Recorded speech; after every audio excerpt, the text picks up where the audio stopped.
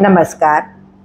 श्री शिव महापुराण रुद्र संहिता सतीखंड अध्याय क्रमांक 19 श्रीहरींकडून शिवतत्वाचे वर्णन.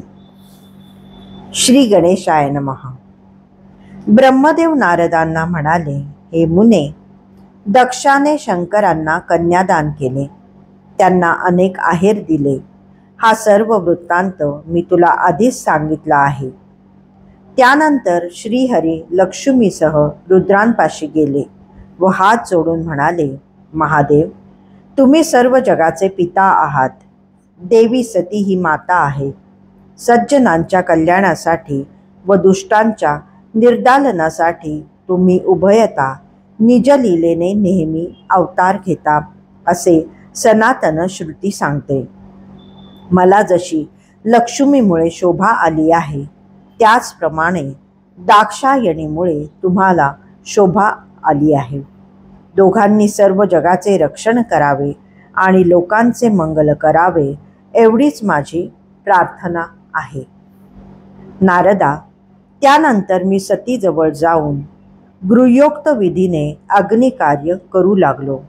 माझ्या व श्रेष्ठ ब्राह्मणांच्या सांगण्यावरून शिवजीने आणि सतीने अग्नीला प्रदक्षिणा घातल्या. तेव्हा तेथे फारच अद्भुत उत्सव झाला. मंगलवाद्यांचा गजर होऊ लागला. स्त्रिया मंगलगाणी गाऊ लागल्या. सर्वजण आनंदाने नाचू लागले. तो प्रसंग फारच सुखद आणि संस्मरणीय होता. हे मुने, त्या समयी एक विलक्षण घटना घडली. मी पूर्वीपासूनच शंकरांना मोहित करण्याच्या कपटाने प्रयत्न चालवला होता. त्याच भगवानांनी यावेळेस मला लीलया मोहित केले. जो दुसऱ्यावर अपकार करतो त्याला स्वतःलाच अपकार सोसावा लागतो, म्हणून कोणावरही अपकार करू नये. आता तो प्रसंग ऐक.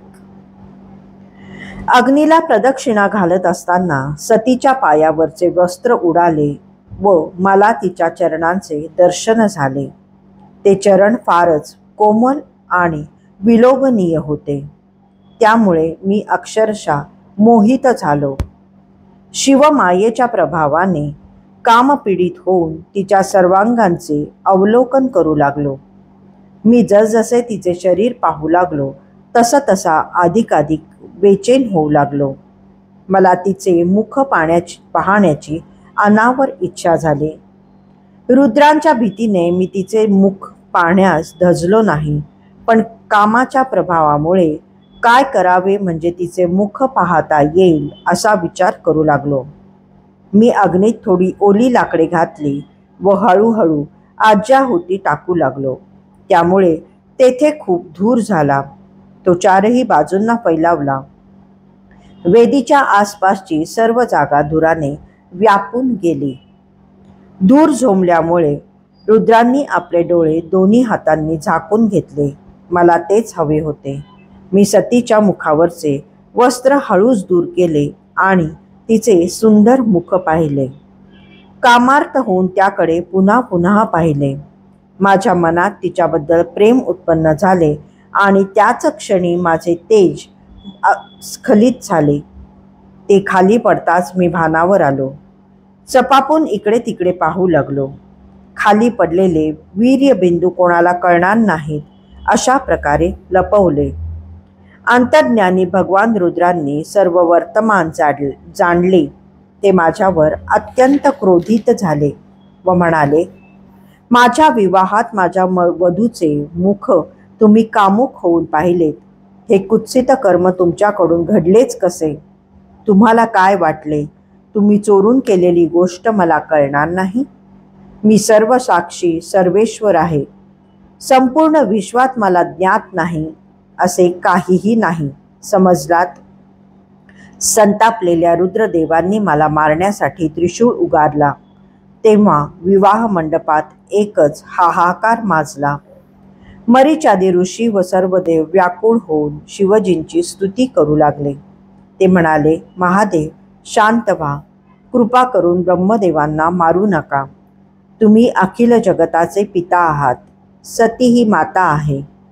ब्रह्मादिक सर्व देवता आपल्या दास आहेत. तुमची लीला अद्भुत आहे, माया अद्भुत आहे. त्यामुळे जे तुमची भक्ती करत नाहीत ते मोहात पडतात.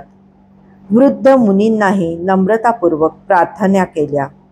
दक्षानेही शिवजींपाशी जाऊन कृपा करा, ब्रह्माजींचा वध करू नका असे वारंवार विनवले. तेव्हा ते म्हणाले, जो सतीकडे कामायुक्त नजरेने पाहिल त्याला ठार करा असे श्री विष्णूंनी मला आधीच सांगितलेले आहे.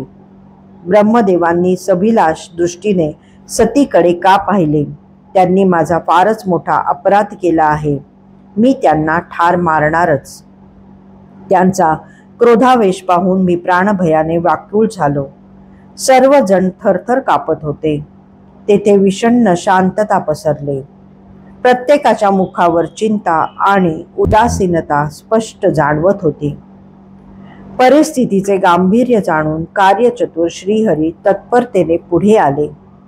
त्यांनी रुद्रांची स्तुती केली व म्हणाले, प्रभो, तुम्ही उदार अंतःकरणाचे आहात.